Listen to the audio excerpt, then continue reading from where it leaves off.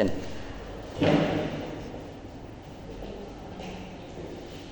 Oke, baiklah. Assalamualaikum warahmatullahi wabarakatuh. Waalaikumsalam warahmatullahi wabarakatuh. Perkenalkan kami dari kelompok 4 dengan tema yaitu hukum pemburuan. Yang pertama, perkenalkan nama saya Priani Kurniawati selaku moderator dan teman saya. Nama saya Ingrid Agustin. Nama saya Rafael Rensa. Nama saya Muhammad Ahmad. Saya Rama Pratama. Saya Muhammad Ismail. Oke, nah langsung saja kita masuk ke topik pembahasan. Yang pertama itu ada latar belakang, yang kedua ada rumusan masalah, yang ketiga ada tujuan, dan yang keempat ada manfaat. Oke, langsung saja masuk ke pembahasan yang pertama yaitu latar belakang yang akan dijelaskan oleh Ingrid Agustin. Baik, di sini ada latar belakang. Hukum perburuhan di Indonesia telah mengalami transformasi yang signifikan sejak era reformasi. Undang-Undang Nomor 13 Tahun 2003 tentang Ketenagakerjaan berfungsi sebagai landasan hukum utama yang mengatur hubungan antara pekerja dan pengusaha. Meskipun demikian, pelaksanaan undang-undang ini masih menghadapi berbagai tantangan, terutama dalam hal perlindungan hak-hak dasar tenaga kerja. Menurut data dari Kementerian Ketenagakerjaan, pada tahun 2022 tercatat lebih dari 5.000 kasus pelanggaran hak tenaga kerja, dengan sebagian besar kasus yang berkaitan dengan pembayaran upah di bawah standar minimum, jam kerja yang berlebihan, serta pengabaian aspek keselamatan kerja. Selanjutnya adalah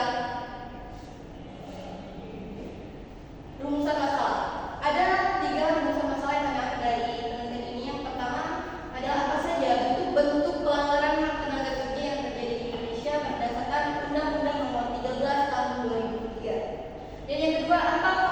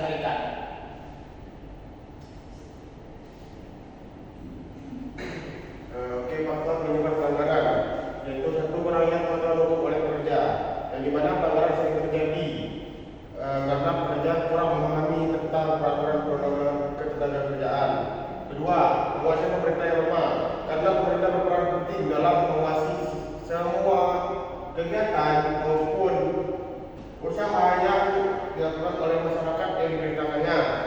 Ketiga, motif ekonomi pengusaha. Pengusaha terkadang lebih fokus mengejar keuntungan yang lebih ketimbang memperhatikan para pekerja yang sudah bekerja secara maksimal terhadap perusahaan tersebut. Keempat, ada ketimpangan kekuatan dalam hubungan industrial.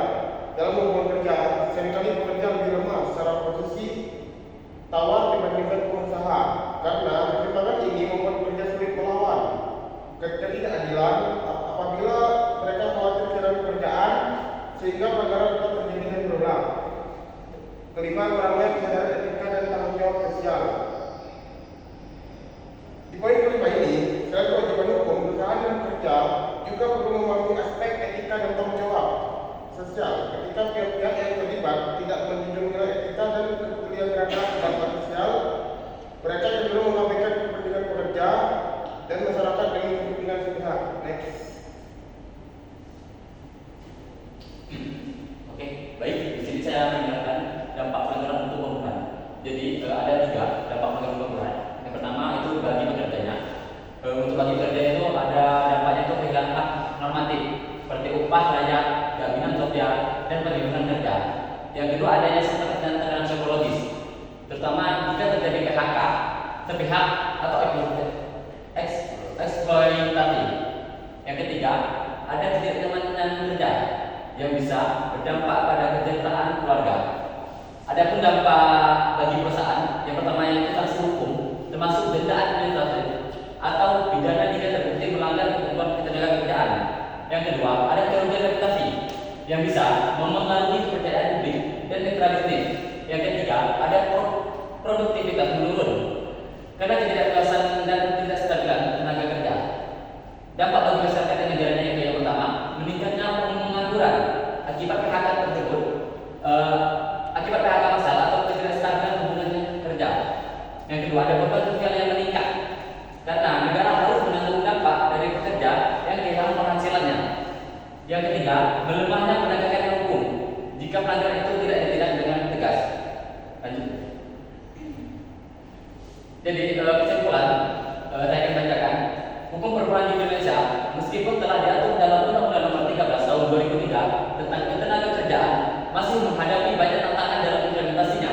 Bentuk pelanggaran terhadap hak-hak tenaga kerja seperti upah di bawah standar, jam kerja berlebihan, dan pelanggaran keselamatan kerja masih harus terjadi, yang disebabkan oleh lemahnya pengawasan pemerintah, ketidaktahuan pekerja, dan ketimpangan kekuatan antara pekerja dan pengusaha.